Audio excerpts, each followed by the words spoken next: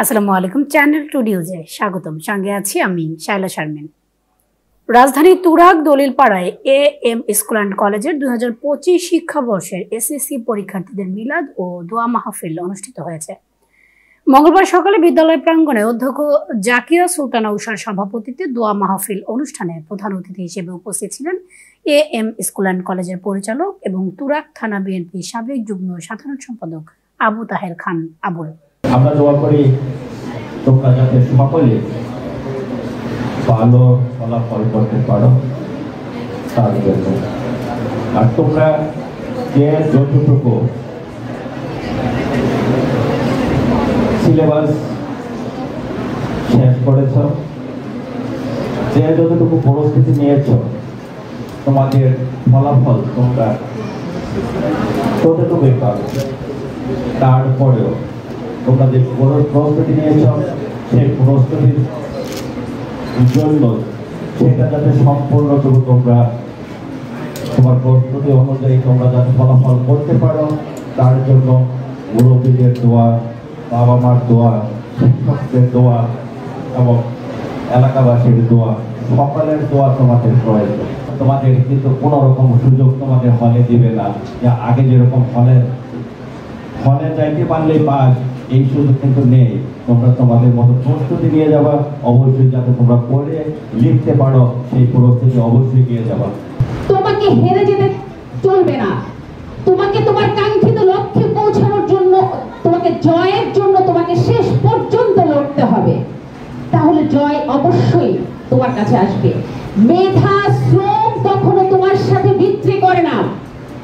তোমার সবচেয়ে দুইটা জিনিসের জবাবদিহিতা করতে হবে, তুমি কার সন্তান, তুমি কার বাবা মা। এই দুইটা তোমার এ কাল এবং সেই কাল সব জায়গায় প্রত্যেকটা মানুষ, এটা আমার জন্য যেমন প্রযোজ্য, অন্যান্য অভিভাবক এবং শিক্ষার্থী সবার জন্যই। অন্য সকল পরিচয় আমরা, ক্ষণিকের পরিচয় আমরা সেটা বাদ দিতে পারবো, কিন্তু আমি কার সন্তান, আমি কার বাবা মা, সেটি আমরা কোনোভাবেই ভুলতে পারবো না। তাই আমি চাইবো প্রত্যেকটা শিক্ষার্থী বাবা মাকে যথাযোগ্য সম্মান দিবে এবং যারা অভিভাবকরা আছেন তারা অবশ্যই আপনাদের সন্তানদেরকে আলোকিত সুন্দর জীবনের পথ প্রদর্শন করবেন। এসএসসি পরীক্ষার্থী তাদের সর্বোপরি সফলতা কামনা করি।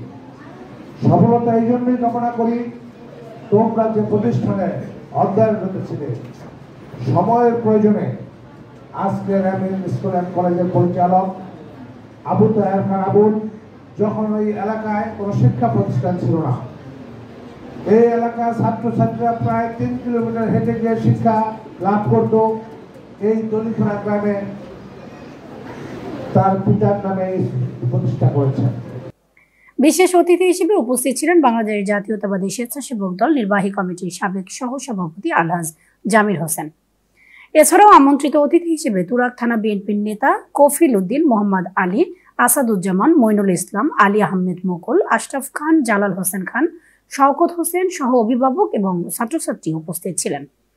দোয়া মাহফিল ও আলোচনা সভায় বক্তারা বলেন, এ বিদায় তোমাদের চির বিদায় নয়, বরং মাধ্যমিকের গণ্ডি পেরিয়ে উচ্চ মাধ্যমিকের পদার্পণ করার আনুষ্ঠানিকতা।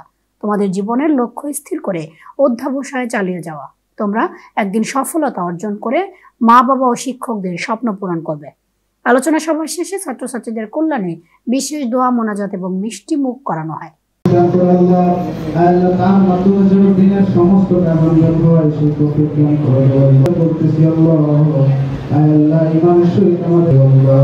اللهم رب ارحمهما كما ربياني صغيرا اللهم رب ارحمهما كما ربياني صغيرا سبحان ربك رب